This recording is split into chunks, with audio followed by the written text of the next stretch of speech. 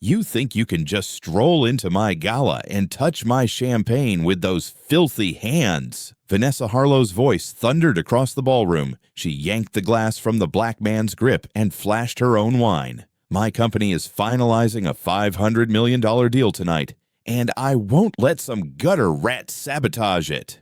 She hurled the wine. It splashed across his face, slid down his neck, blooming across his white shirt. This suit, Vanessa snorted, flicking stray drops at him. Probably stolen. That watch is fake. You don't recognize real money. The man dabbed his skin slowly, voice gentle. Ma'am, please. I was invited. Invited? Vanessa stepped closer, jabbing his chest. By who? Name a person here who knows trash like you. Silence pooled between them. 300 guests stared over raised glasses, dozens of phones tilted in their direction, tiny red lights blinking. No one moved. No one intervened. Have you ever watched someone so convinced of their own superiority they couldn't see the cliff edge beneath their heels? 45 minutes earlier, Damian Torres had stepped from a black Mercedes S-Class onto North Michigan Avenue. The driver held the door as cool October air washed over Damian, tugging at his tailored Brioni jacket. Meridian Tower rose 60 stories above him, every window blazing with light like a grid of tiny suns. A red carpet traced a path from curb to gold-edged entrance. Pick me up at 11, James. Yes, sir. Damian walked alone toward the doors, envelope tucked inside his jacket. The envelope was thick, cream-colored stock. Inside, the invitation gleamed in embossed gold. Annual Summit Gala for Fortune 500 Leaders, it read in looping script. At the bottom, in smaller print, hosted by Taurus Capital Partners, his firm, his event, his $250,000 pledge that made tonight possible. A valet hurried forward, but Damian waved him off with an easy, practiced smile. He checked his phone. One new email from his CFO, Sophia Clark. Subject line, Harlow Industries. Final contract review, Monday, 9 a.m. The preview showed the first line, all terms approved. $500 million infrastructure investment ready for signature. Harold Harlow Sr. confirmed attendance. Damian slipped the phone away. 5 years of talks, endless meetings, binders of reports. Everything pointed to Monday. Everything pointed to yes. 5 years of negotiations, dozens of flights and conference rooms, background checks on every senior Harlow executive, due diligence binders. 3 feet high lined a shelf in his office back in River North. Every spreadsheet, every model, every conversation pointed to the same conclusion. Monday would be a yes. Tonight was supposed to be the easy part. He stepped through the gilded doors into a marble lobby that smelled faintly of polished stone and expensive perfume. Crystal chandeliers dripped from a ceiling painted in faux Renaissance angels. A string quartet in the corner threaded soft classical notes through the air. Good evening, sir. The woman at the registration table smiled. Her badge read, Rachel Ward, event coordinator. Damian Torres, he said. Rachel's fingers flew over her tablet. Her eyes widened almost imperceptibly. Mr. Torres, of course. You're our primary sponsor this evening. Just happy to back a worthy cause, he replied. The Children's Hospital is very grateful. She handed him a glossy program.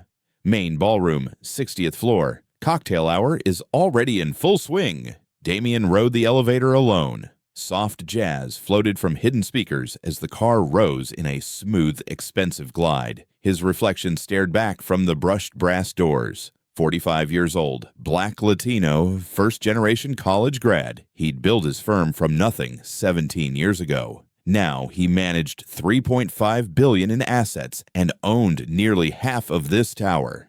The elevator chimed. Doors parted to reveal the ballroom, a glowing sea of bodies and light. Nearly 300 guests moved beneath chandeliers worth more than houses.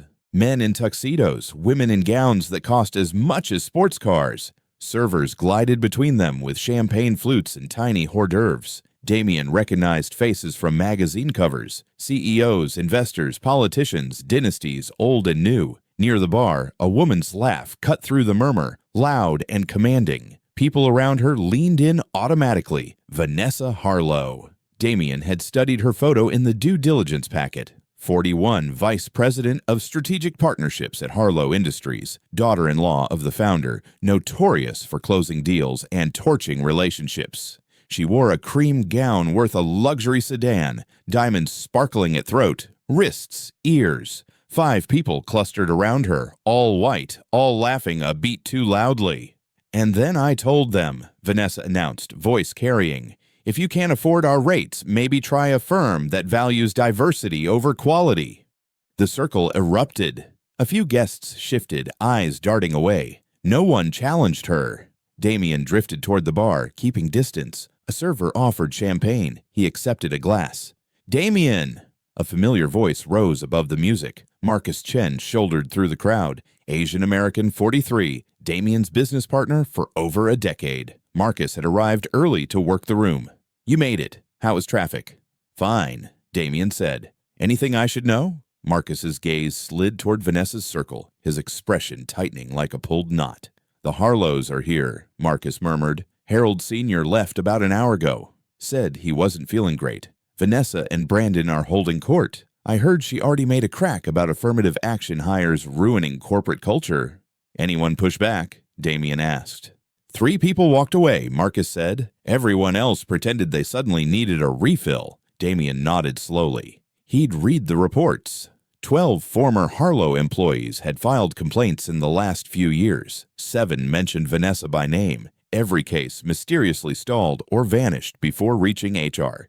The company needed his capital, $500 million, to expand their infrastructure division. Without it, bankruptcy waited 18 months away. That gave him leverage, real leverage, enough to demand actual change. "Let's give it an hour," Damien said. "Then we can—" "Excuse me!" A manicured hand slid past him and plucked his champagne glass away.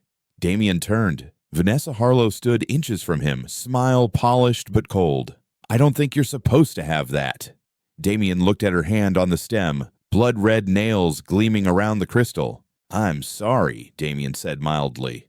"The champagne." Vanessa's smile never wavered. "It's for guests, not staff." Marcus stepped forward. "Vanessa, this is—" She lifted a hand without looking at him. "Marcus, I've got it. You can get back to mingling with people who actually matter." Her friends inched closer, forming a loose circle, hungry for spectacle. A thick-necked man in his late 40s with an over-polished watch hovered at her shoulder. Brandon Harlow, Vanessa's husband and Harlow Industries CFO. Beside him stood a woman with knife-edged cheekbones and sharper eyes, Jenna Adams, the company's PR director, never far from Vanessa. 2 other guests Damien didn't recognize lingered nearby, watches raised slightly, treating the confrontation like a private show. "Ma'am, I think there's been a misunderstanding," Damien said quietly. "I'm a guest here." "A guest?" Vanessa laughed, brittle and bright. "Really? And who exactly invited you?" "The same organization that invited everyone else," he replied. "Name them," she demanded. Damien could end this in 5 words, in one gesture, but something about her certainty made him curious. He stayed silent. "That's what I thought," Vanessa said, turning to her audience. "See? They don't even coach these people on believable lies anymore." Brandon stepped in, smelling of whiskey and overpowering cologne. "Look, friend, we're not trying to humiliate you, but this is a closed event. Very exclusive. If you slip out quietly now, we can all pretend this never happened." "I appreciate the concern," Damien replied, "but I'm exactly where I'm supposed to be." Jenna pulled out her phone and started typing furiously. The medal still bears the Harrington family emblem that once graced every building on the grounds. Camille's fingertips travel across the scrollwork her great-grandfather had commissioned in 1924. A guard watches, color draining from his cheeks. "Ma'am, we really should go," he murmurs. "In a moment." She studies the crude brass plate welded over the original name, slapped on in haste 2 decades ago, hiding nothing. Behind her, the guests' smug chatter resumes, self-congratulatory and loud. They pat themselves on the back for protecting their circle. Eleanor addresses them like a victorious general. "Everyone, please excuse the disruption. Some people simply don't understand their place." Polite laughter and scattered applause roll across the lawn. Camille finally steps beyond the gates, but instead of leaving, she crosses to a sedan parked opposite. Where did you get that invitation? Vanessa demanded. Show it to me. Damien reached inside his jacket, fingers brushing the envelope. Before he could present it, she snatched it away, tore it open, skimmed the print, eyes narrowing. This is fake, she announced. Obviously fake. Anyone can print something on fancy paper. Let me see, Brandon said, taking the card. The font looks right, but nothing, Vanessa snapped. Look at him, Brandon. Does he look like he belongs at a 50,000-a-seat event? Damien tilted his head. What exactly am I supposed to look like to qualify? The question hung there like a loaded gun. Vanessa's mouth opened, closed. She recognized the trap and stepped carefully. Professional, she said at last. Established. Someone with actual credentials. I have credentials, Damien answered. Like what? A community college certificate? A participation trophy? Jenna laughed behind her hand. Sorry, she murmured. That was just painfully accurate. Vanessa turned toward the onlookers, voice rising. This is exactly what's wrong with society. Standards mean nothing. Quality means nothing. We're expected to open our spaces to anyone because of some misguided sense of... She cut herself off. But everyone heard the missing word. Marcus pushed through the ring. Vanessa, you need to stop. Right now. Or what, you'll report me, she scoffed. Marcus, your firm clears what, $20 million a year? My family's company does $2 billion. I could buy your entire operation with pocket change. This isn't about money, Marcus said tightly. Everything is about money, Vanessa shot back. Money equals power equals access, and this man has none of those things. Vanessa snatched a fresh wine glass from a passing tray, stem glinting between her fingers. Damien watched the liquid sway. Ma'am, he said quietly, please don't. Don't what? She stepped closer, wine sloshing. Don't expose fraud. Don't protect the integrity of an event my company actually helped sponsor. Your company helped sponsor? Marcus's voice rose, incredulous. $50,000, Vanessa declared proudly. We bought a table, unlike some people who probably found a torn ticket in a dumpster. The glass tilted. Damien watched it happen in slow motion, the wine slipping over the rim like a red curtain. It left the crystal, arching toward him, inevitability in liquid form, cold and merciless. It hit his face, icy and sharp, ran down his neck and soaked into his shirt, seeping through the fabric to his skin. The wine smelled of cherries and oak and entitlement. Vanessa didn't stop. She poured until the glass was empty. Maybe now you'll remember where people like you belong, she hissed, serving drinks, not drinking them. The ballroom went dead quiet. Even the string quartet faltered into silence. Damien stood there, wine dripping from his chin, crimson streaks staining his $8,000 suit. Tiny red droplets clung to his grandfather's watch like blood. He slipped out a handkerchief, wiping his face in slow, precise motions. You done? He asked. I'm just getting started, Vanessa snapped. Security! Two men in dark suits pushed through the crowd, built like linebackers. Their name tags read, Monroe Protective Services. This man, Vanessa pointed at Damien, crashed this event. I want him removed, arrested, blacklisted from every venue in Chicago. The lead guard, Fred Monroe, approached carefully. Sir, I'm going to need you to come with me. Of course, Damien said, voice calm. I understand you're doing your job. Don't be so accommodating, Vanessa snapped. You should be apologizing, begging. You assaulted me with your presence. I assaulted you. You made me feel unsafe, threatened.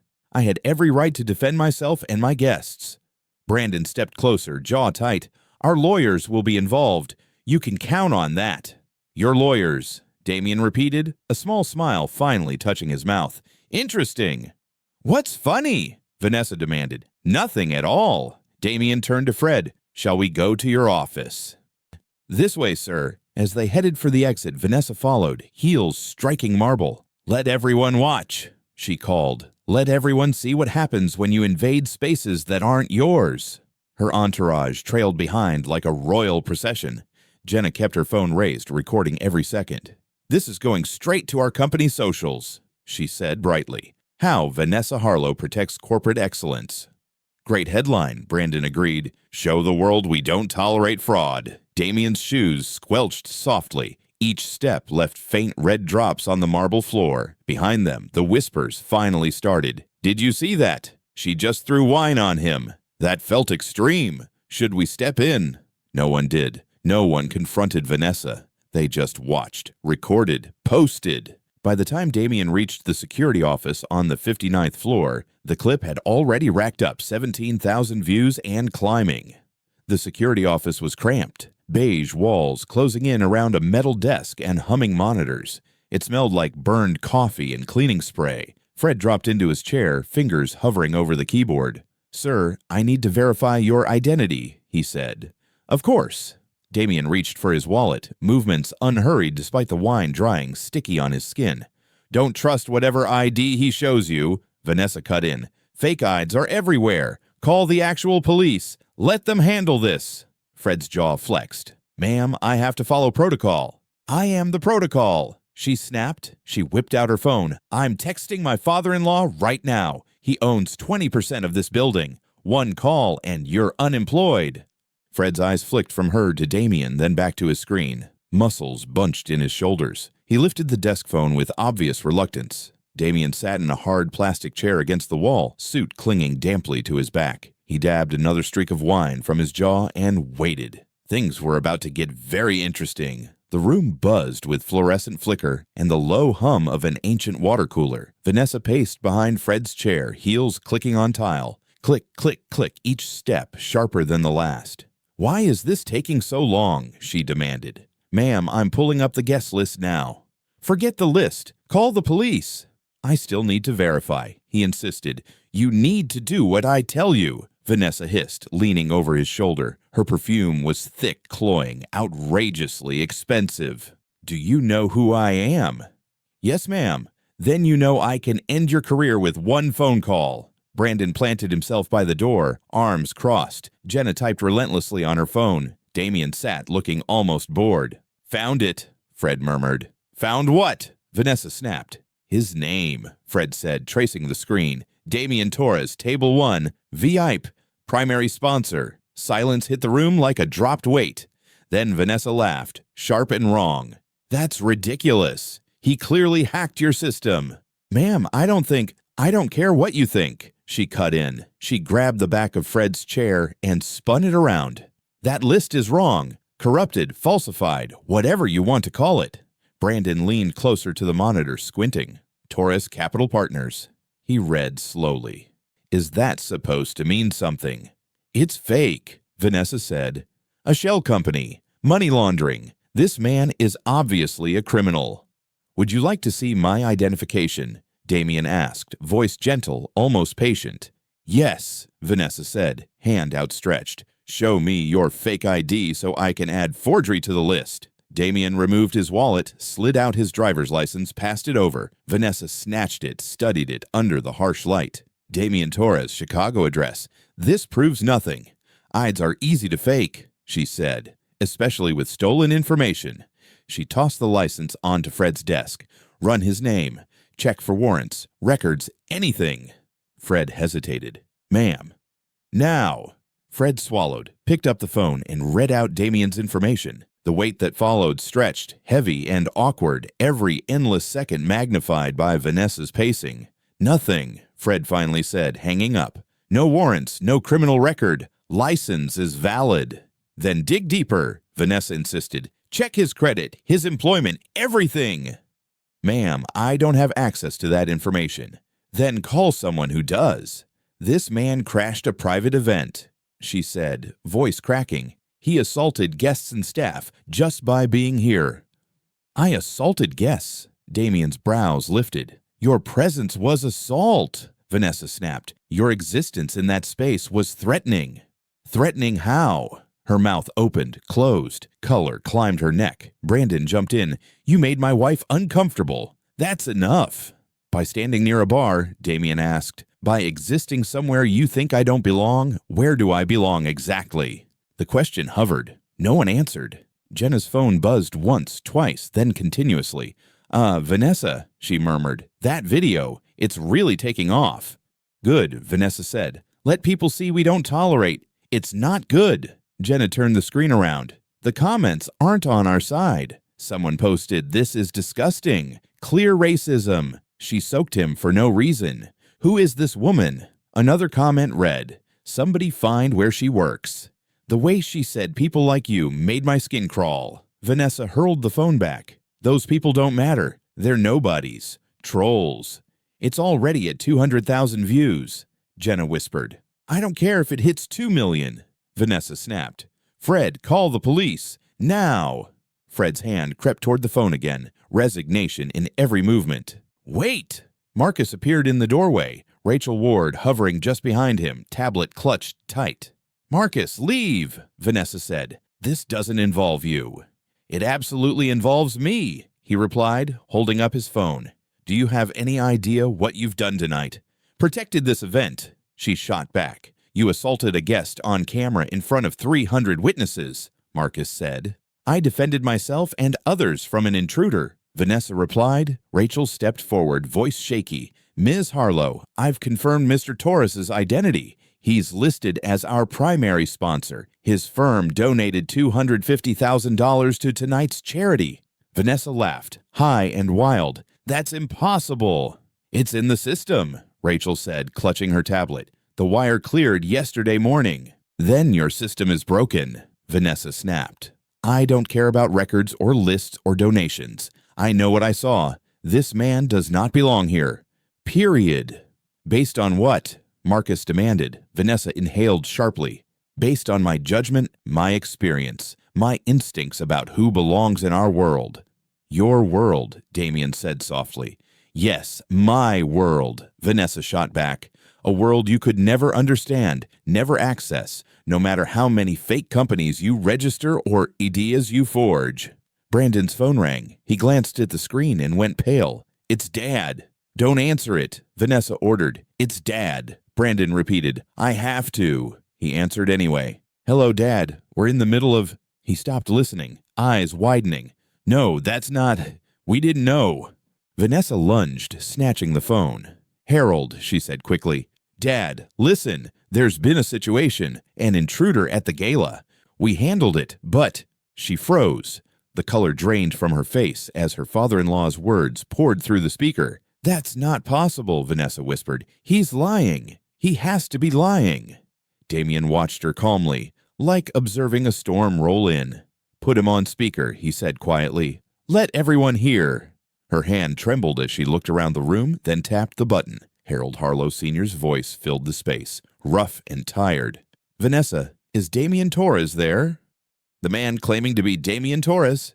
"Yes," Vanessa said quickly. "There's no claiming about it," Harold snapped. "Put him on the phone, now." Vanessa extended the phone with a shaking hand. Damien took it, holding it close. "Good evening, Mr. Harlow." "Damien," Harold said, voice softening a fraction. "I just got a call from building security. They're watching a video. It shows my daughter-in-law throwing wine on you." Harold continued. "That's correct," Damien said. "Jesus." A long pause, the faint clink of ice in a glass through the speaker. "Are you hurt?" "My suit is ruined," Damien replied, "but my pride is intact. I am so deeply personally sorry. This is unacceptable. Completely, utterly unacceptable behavior." Vanessa lunged for the phone. "Dad, he crashed the event. He's lying to you." "Vanessa," Harold said, voice turning to ice. "Stop talking." "But—" "I said stop." She stepped back like she'd been slapped, body stiff. "Damien," Harold continued, "I'm coming back to the tower. Don't go anywhere. We need to talk about tonight, about Monday, about everything." "Monday," Vanessa echoed, voice cracking. "Yes, Monday," Harold said. "The day I was supposed to sign the biggest deal in company history with Damien Torres, CEO of Taurus Capital Partners, the man you just humiliated on camera in front of half of Chicago." The phone slipped from Damien's hand onto the desk with a dull clatter. Vanessa stared at him, really seeing him for the first time. "No," she breathed. "Yes," Damien said simply. You can't be." "I am." Brandon grabbed the edge of the desk, knuckles whitening. "The $500 million infrastructure deal," he stammered. "That's with you." "With me," Damien confirmed calmly. Jenna lowered her phone slowly. "Oh my God." Fred stood from his chair, face stricken. "Sir, I am so—" "You did your job," Damien said. "Under pressure. No apology needed." Vanessa's back hit the wall. She slid down until her gown pooled on the grimy tile. "This isn't happening," she whispered. "It can't be happening." "It is," Marcus said, "and it gets worse." He held up his phone, screen glowing with a news alert. "Chicago Tribune just posted," Marcus said. "Billionaire investor assaulted at charity gala. Your name is right in the headline, Vanessa." "Turn it off," she snapped. "Forbes has it too," Marcus went on. "And Bloomberg, and a dozen blogs." "I said turn it off." But phones around the room kept buzzing, piling on, more alerts, more articles, more outrage. "The video just crossed 500,000 views," Marcus added quietly. Vanessa stared at nothing, mascara streaking down her cheeks. "I didn't know," she whispered. "You didn't ask," Damien replied. "If you'd just told me, I shouldn't have had to." Brandon was already dialing. "I need our crisis PR team. Now." "Yes, I know it's Friday. I don't care. This is catastrophic." Jenna was already edging toward the door. "I have to delete those posts," she muttered. "I need to delete everything, every clip." "Too late," Marcus said. "Screenshots live forever. This isn't some minor PR flare-up. It's a 5-alarm fire." A sharp knock rattled the door before anyone could respond. Everyone jumped, nerves completely stretched to breaking. Rachel eased the door open, eyes wide. The police are here," she said. "Someone called about a trespasser." Fred closed his eyes, shoulders sagging. "That was me," he admitted quietly. "Before I knew." "Send them in," Damien said. Vanessa jerked her head up from where she sat crumpled against the wall, gown pooled like spilled cream around her. 2 uniformed officers stepped into the cramped office, taking in the scene in a single practiced sweep. Damien stained red, security guards stiff, executives pale and twitchy. "Evening," one officer said. "We got a call about an uninvited guest causing trouble." For a heartbeat, no one answered. Vanessa opened her mouth, ready to rewrite the entire night in her favor, but the officer's gaze slid past her to Damien, then to the security feed, looping the wine-soaked footage on a side monitor. Marcus said nothing. Damien didn't move. The whole room seemed to hold its breath. "You pressing charges?" "That depends," Damien said, "on what happens in the next 5 minutes." 2 Chicago PD officers stepped into the cramped room, and the AIR shifted again.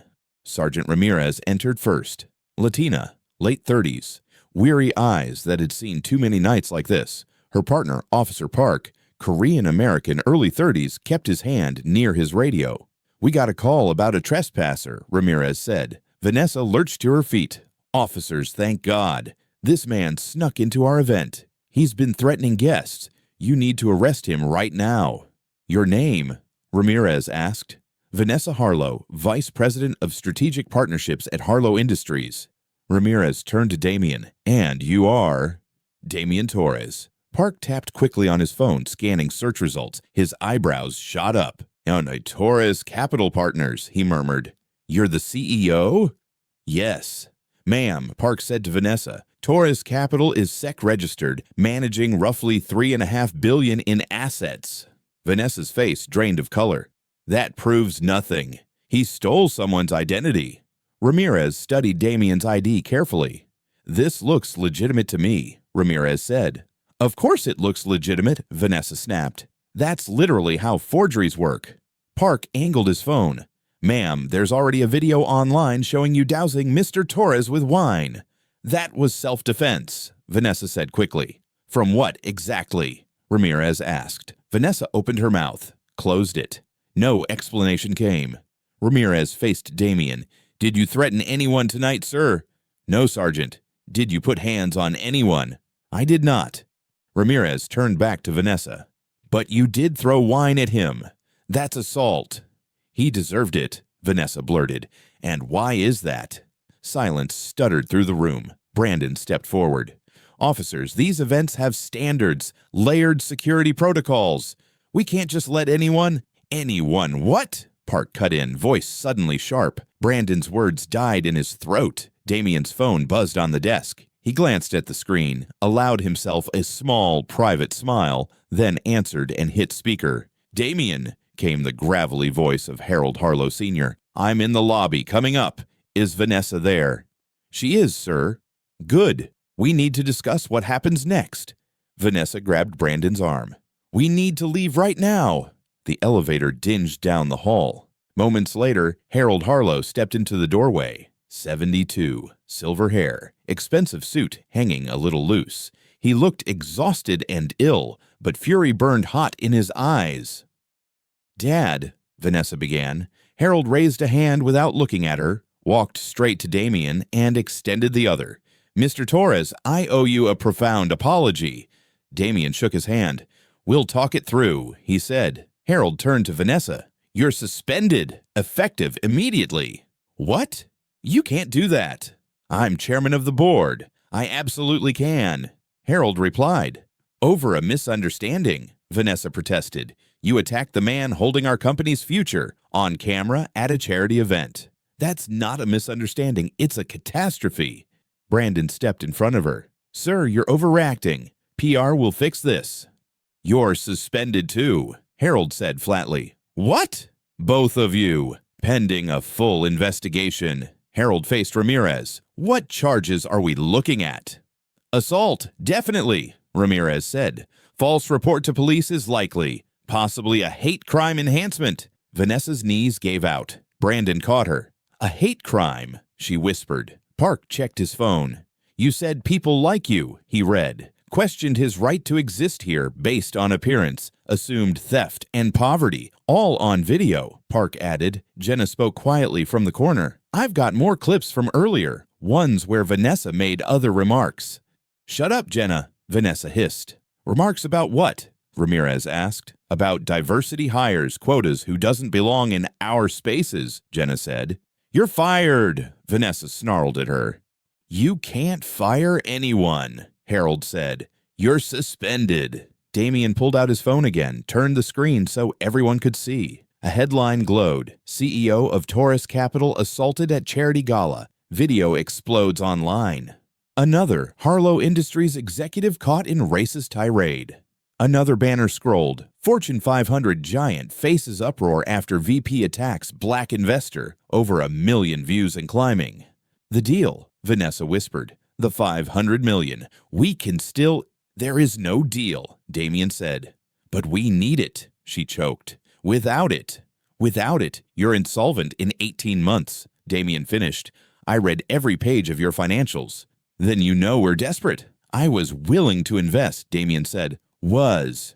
You can't abandon it over this." "I can," Damien answered, "and I already have." Harold seemed to age 10 years in that moment, his shoulders slumped, face sagging. Vanessa turned to Ramirez, wild-eyed. "Fine, arrest me then. This is madness. All of this over one tiny mistake." "Tiny," Damien repeated, his voice going glacial. "You humiliated me publicly, called me garbage, said people like me don't belong. You threatened everyone who tried to help me." Damien continued, "You lied to the police." He stepped closer. Vanessa flattened against the wall. "And you call that tiny?" Ramirez closed her notebook. "Ma'am, you'll need to come to the station for questioning. Bring legal counsel." "Am I under arrest?" "Not yet," Ramirez said. "Depends on Mr. Torres's statement." Vanessa scanned the faces around her. Brandon, Harold, Jenna, the officers, Marcus, Rachel. Every expression she met was some shade of disgust, disappointment, or chilly pity. Finally, her gaze locked on Damien. "What do you want?" she asked, voice raw. "Justice." "I'll apologize publicly," she rushed. "Whatever you ask." "Too late," Damien said. "It's never too late." "It is when you torch everything in a single night," Damien replied. Harold turned away, leaving without a backward glance. The room shrank, air cooling around Vanessa's collapse. Her perfect world lay shattered on the tile, and Damien Torres now held every remaining shard. The security office felt like a mausoleum, silent except for Vanessa's ragged breathing. Quick, shallow, panicked. She slid down the wall again, designer gown puddling around her in wrinkled silk. Mascara smeared down her cheeks like ink. "Damien, Mr. Torres, please!" she begged, voice cracking. "I made a horrible mistake." Damien stood by the narrow window, watching city lights blink below. "You made several conscious choices," he said. "I didn't know who you were." "That's exactly the problem," Damien said. You shouldn't have needed my resume to show basic respect. Brandon knelt beside her. Surely we can work this out, he pleaded. We're all professionals here. Damien turned. Under the fluorescent glare, his wine-ruined suit looked almost black. Professional is the last word I'd use for either of you tonight. Vanessa grabbed the desk, hauling herself upright. It was the stress, she insisted. The pressure of tonight. These events are brutal, and I thought— You thought what? Damien's voice stayed even, precise, devastating. I thought you were a gatecrasher, she said. There have been incidents. Name one, Damien said. One crasher in 15 years of these summits. Silence stretched. You can't, Damien said, because there haven't been any. He pulled his ruined handkerchief from his pocket, studied the dark stains. You saw a black man at your bar and made assumptions. Let's be honest about that. That's not, Vanessa started, then faltered. I acted on instinct to protect our interests. Your instinct was racism, Damien said. Let's call it what it is. Ramirez stepped forward. Mr. Torres, we have enough for assault charges. Multiple videos show clear intent. Witnesses corroborate the statements. Damien nodded. I want to press charges, he said. Full extent. No, Vanessa cried, stumbling toward him. Please. I have kids, a career. This will annihilate everything. You should have considered that before you turned a stranger into your punching bag, Damien replied. Brandon rose, trying one last angle. What about our company? 300 employees, families, people who had nothing to do with this. Your company depended on my capital to survive, Damien said. That was your father's puzzle. He failed when he elevated Vanessa over competence. She's family, Brandon muttered. Exactly, Damien said. And that's why your company is collapsing, nepotism over merit. Fred Monroe stepped closer, hat in his hands. Mr. Torres, I owe you an apology. I should have double-checked the list before calling the cops. You were threatened with firing, Damien said. Include that in your report. I expect accountability across the board. Yes, sir, Fred said. Rachel hovered in the doorway. Mr. Torres, the gala's falling apart. Guests are leaving, asking questions. News vans are parked outside the tower. Let them ask, Damien said. What do I tell them? Rachel asked. The truth, Damien answered. That Vanessa Harlow assaulted a guest, that she's been suspended, that Harlow Industries faces investigation.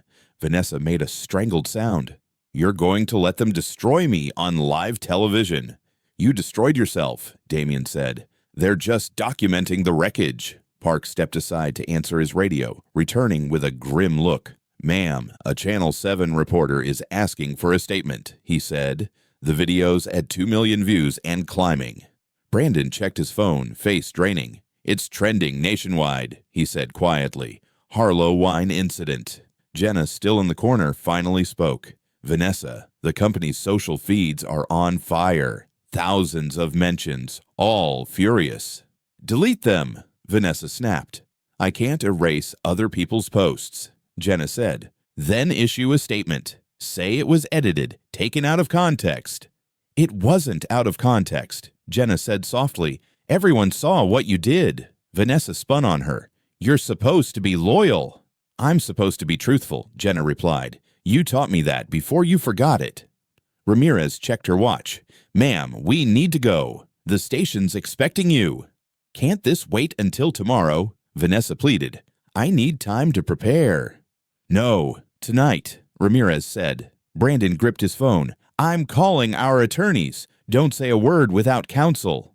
Smart advice, Park added. You might want your own lawyer too, Mr. Harlow. Your father already told us you're suspended. Consequences kept crashing down like waves, unrelenting. Vanessa looked at Damien one last time. If you just told me who you were, if you just said something, this wouldn't have happened, she insisted. I shouldn't have had to, Damien replied quietly. Final.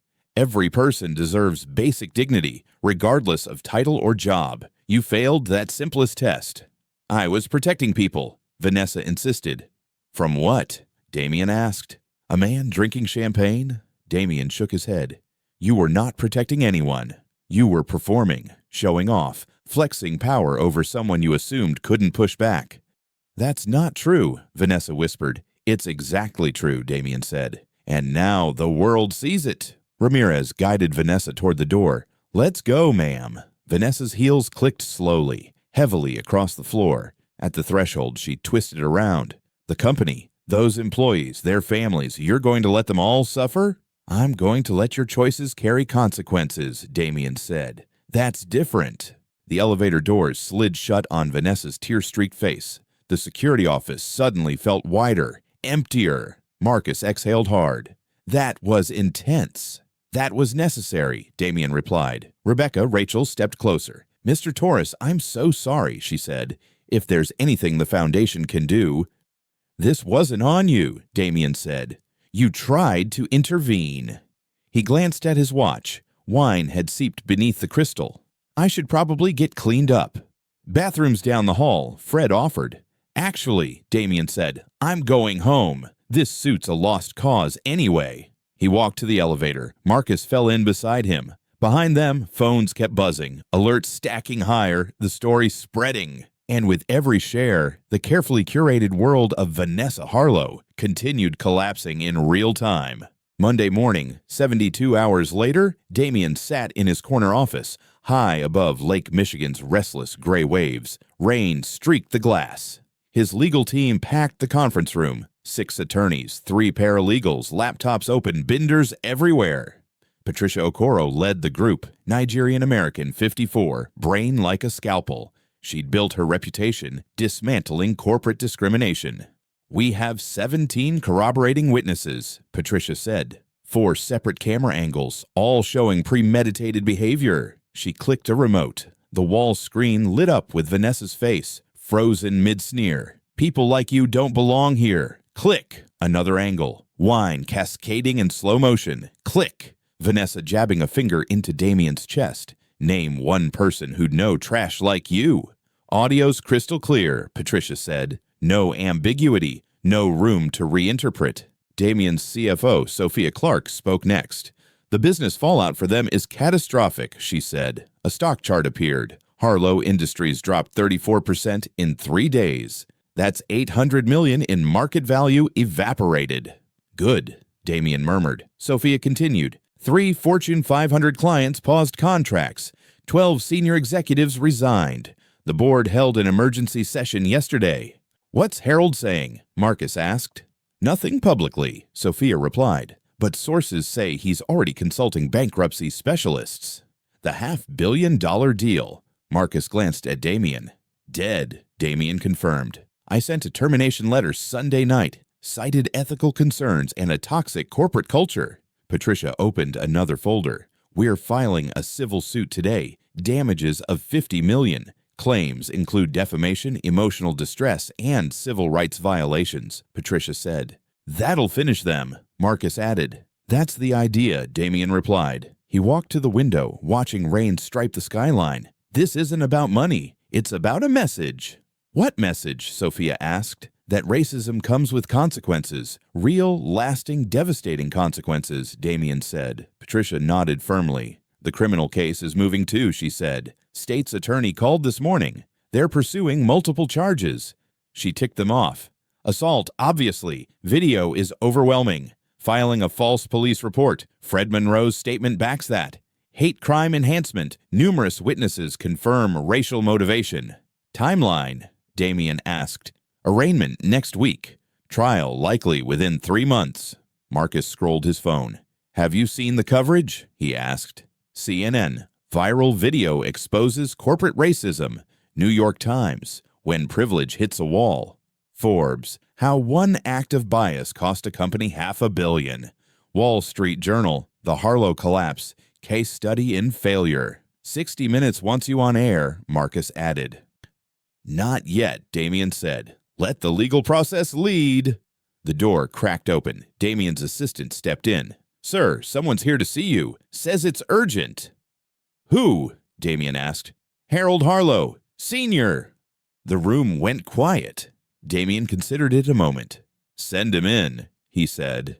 Harold walked slower than before, shoulders bowed. He looked like he'd aged another decade in 3 days. His suit sagged, face ashen. A leather briefcase shook in his grip.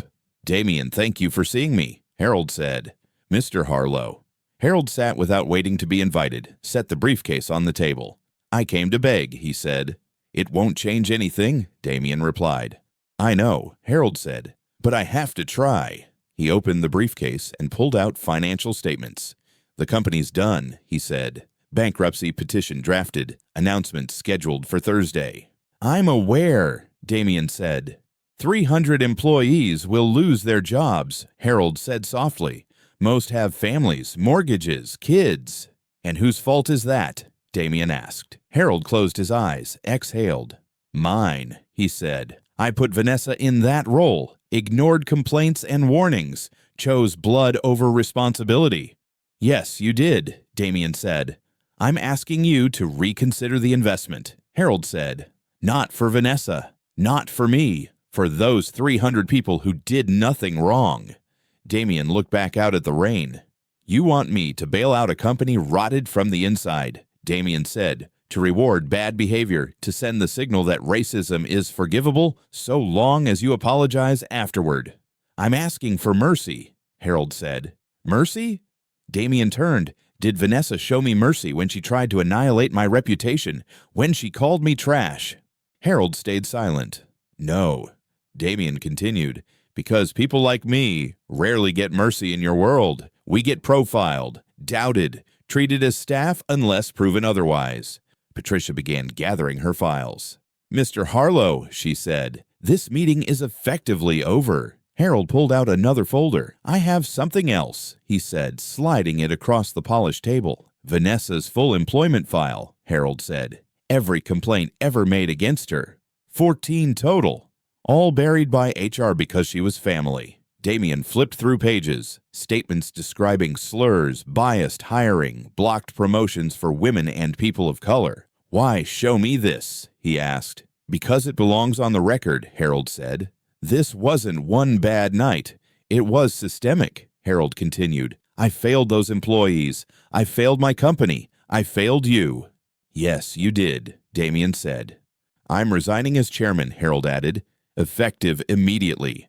I'll cooperate fully with any investigations, criminal or civil." Damien set the folder down. "That's a start," he said.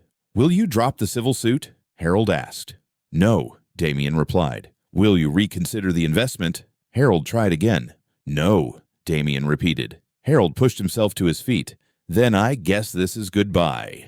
"We were finished Friday night," Damien said. Harold trudged toward the door, paused. "For whatever it's worth," he said, "I am truly sorry. Not for the business, for what she did to you. As a person." He left. Patricia waited half a minute before speaking. "That was brutal," she said. "Good," Damien answered. "It needed to hurt." 3 months slid by like water. The trial unfolded in Cook County Criminal Court, a media zoo outside. Reporters everywhere, satellite trucks lining the curb. Inside, the prosecution rolled footage. 17 witnesses took the stand. The defense called it a misunderstanding, a cultural misread, stress-induced poor judgment. The jury wasn't buying it. They deliberated 6 hours.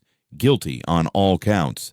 Sentencing followed 2 weeks later. Judge Elena Morales presided. Latina, early 60s. Zero patience for excuses. "This court has reviewed extensive evidence," she began, voice calm but edged with steel. "What we saw wasn't a fleeting lapse," Judge Morales said, "but a pattern rooted in racial bias." Vanessa stood with her attorney. She'd lost weight. Gray hairs streaked her blonde. "The assault itself was egregious," the judge continued. "Its racial motivation is indefensible. The attempt to weaponize law enforcement against an innocent man was dangerous to the entire community." The courtroom held its breath. "I sentence you," the judge said, "to 18 months in county jail, 5 years probation after release, 500 hours of community service with civil rights organizations, mandatory bias counseling, and a $25,000 fine." Vanessa's legs buckled. Her attorney caught her arm. "Additionally, civil court has ruled in Mr. Torres's favor. $15 million in damages," Judge Morales said, "a formal public apology, and a lifetime ban from holding executive leadership positions." The gavel cracked like thunder. Deputies cuffed Vanessa and led her out. Brandon faced separate charges later, receiving probation and fines. His financial licenses were suspended. Vanessa divorced him during the drawn-out proceedings. Harlow Industries formally filed for bankruptcy 6 months after the gala. Assets were liquidated and scooped up by competitors. 300 people lost their jobs. 75 years of corporate history crumbled because of one ugly act of racism and a culture that enabled it. The message rippled outward. Actions have consequences, and sometimes justice actually lands. Half a year after the trial, Damien's office felt different. Same sweeping view of Lake Michigan, but the walls now held new photos. A ribbon cutting at a community center, Damien surrounded by kids from the South Side. A legal clinic opening, lawyers shaking hands with clients. A magazine cover, the CEO who rewrote corporate accountability. Damien sat at his desk as morning light flooded in, reviewing the foundation's quarterly report. The Torres Foundation for Economic Justice. $100 million from his own wealth. 30 civil rights attorneys, all on staff. Free representation for discrimination victims. 6 months in operation. 127 cases accepted, 89 already resolved in clients' favor, lives tangibly changed. People who once had no chance now had an army behind them. His assistant knocked. "Sir, the 60 Minutes crew is here."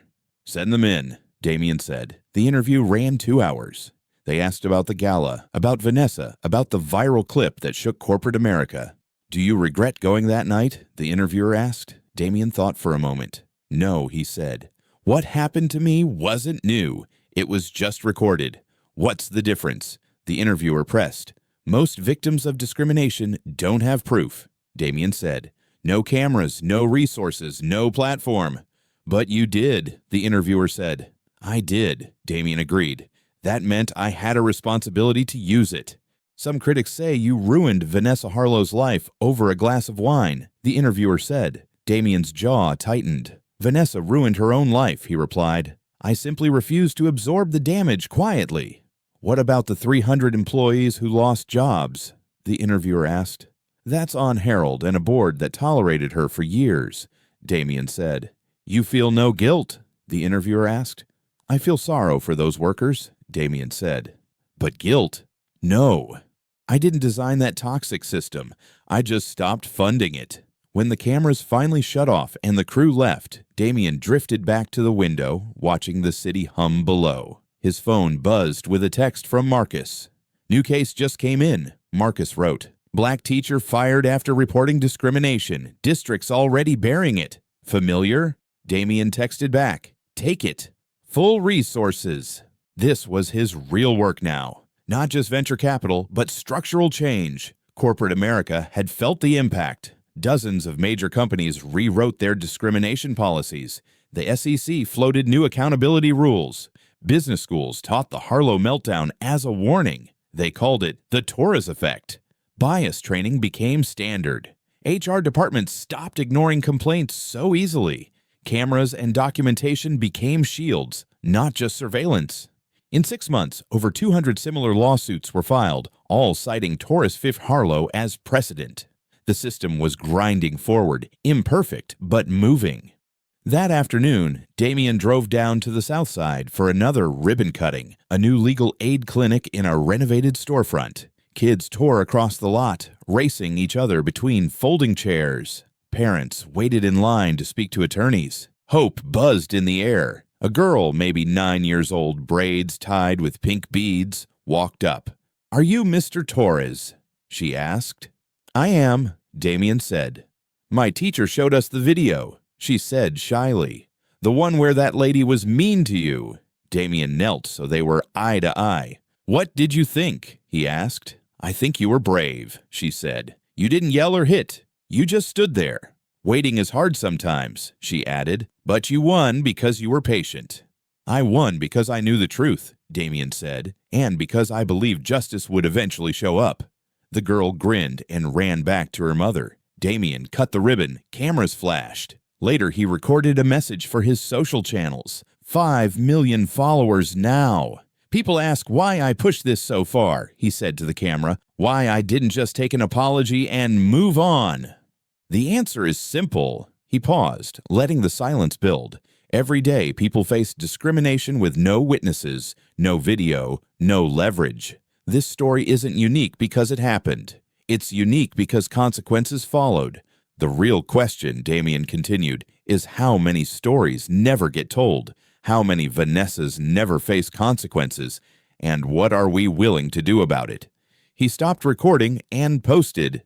Within an hour, tens of thousands had shared it, adding their own stories in the comments. The movement had outgrown him. It belonged to everyone hurt like he'd been. The video ended on a stark black screen. White text appeared. If you've experienced discrimination, document it. If you witness it, speak up or record. If you hold power, use it. Final prompt in bold. What would you have done in that ballroom? Filmed, spoken up, walked away, or would you have been Vanessa? The screen faded to black. Dignity should never depend on a name tag. A well-dressed black or brown man walks into a nice place, and someone decides he must be the help.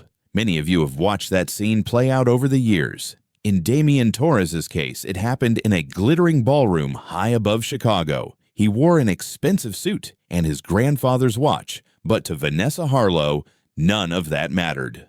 All she saw was a man she believed did not belong. Some of you remember when signs in store windows said whites only. Those signs are gone, but the thinking is not. Vanessa never asked Damien his name, never listened to his voice, never gave him a chance to explain that this was his gala, his donation, his invitation. She saw his skin and wrote his whole story in her head. For older Americans who marched, voted, and prayed through the civil rights era, this is a painful reminder. The fight is not over. Titles change, bank accounts grow, but dignity should never depend on a name tag, a company logo, or a balance sheet. It belongs to every person who walks into the room, whether they clean the floors or own the building. Silence protects the powerful, but evidence changes the game. Those of us with gray hair know how many times injustice was swallowed in silence. Years ago, if someone poured a drink on you at a country club and called you trash, the story usually ended right there. Maybe you told a friend or your pastor, but the world moved on. Damien's night was different because dozens of phones were raised, tiny red recording lights blinking. People did not step in to stop Vanessa, but they did record her. That video traveled faster than any rumor. Within hours, thousands of strangers had seen what she said, and by Monday, it was on national news. Damien did something many older folks were taught not to do. He refused to let it go. Instead, he used every tool the system offered. He pressed charges, hired tough lawyers, and walked into court until a jury heard the full story. For some of you, that may feel strange. You were raised to keep your head down, to avoid trouble, to be grateful. But the lesson from Damien's case is clear. Silence protects people like Vanessa. Evidence and persistence protect people like Damien. Cameras, witnesses, and paper trails turned one ugly outburst into a turning point that cost a powerful family their deal, their company, and their reputation. Our last chapters can still rewrite the story. By the time we reach 65 or 75, it is tempting to believe the big chances to make a difference are behind us. Damien's response after the verdict offers another lesson. He did not stop once Vanessa was convicted and her company collapsed. He took his resources, decades of business experience, and the wealth he had earned, and turned them towards something larger than himself. He built a foundation to fight discrimination, hired lawyers, and funded legal clinics in neighborhoods that had been ignored for generations. He showed up, met frightened clients, and listened. Because of his case, other workers, teachers, and everyday people found the courage to come forward. Companies rewrote their policies out of fear of becoming the next Harlow. Courts began citing his lawsuit as a model and even gave it a name, the Torres Effect. For those of us in our later years, that is a powerful reminder. The last chapters of life are not just for watching grandchildren grow and tending the garden. They are also a chance to decide what kind of footprint we want to leave behind. We may not all have Damien's wealth, but many of us have something just as valuable. Time, wisdom, a vote, a voice in a community meeting, a story that can encourage someone younger not to give up. What we leave to those who come after us. When older Americans hear about a man like Damien standing firm in that ballroom, the story reaches deeper than a viral clip on a smartphone. It touches memories of earlier fights for basic rights and simple respect. The lesson is not that one lawsuit fixed racism. It did not. The lesson is that even now, choices matter. Vanessa chose cruelty and paid dearly. Bystanders chose to film instead of intervene, and the record they created helped the truth come out. Damien chose to stand tall, use the law, and then use his success to lift others. At our age, we still face the same question he faced with wine dripping down his face. Will we stay quiet and hope the storm passes, or will we stand calmly in the truth and insist on better? Our children and grandchildren are watching. The country they inherit will be shaped not only by what we suffered in the past, but by what we do with whatever power we still hold today. Friends, after hearing Damien's story and these 3 lessons, I'd love to hear from you. If you had been standing in that ballroom with a glass in your hand and a phone in your pocket, what would you honestly have done? Spoken up, filmed, walked away, or something else? Have you ever faced or witnessed a moment of quiet discrimination that still stays with you today?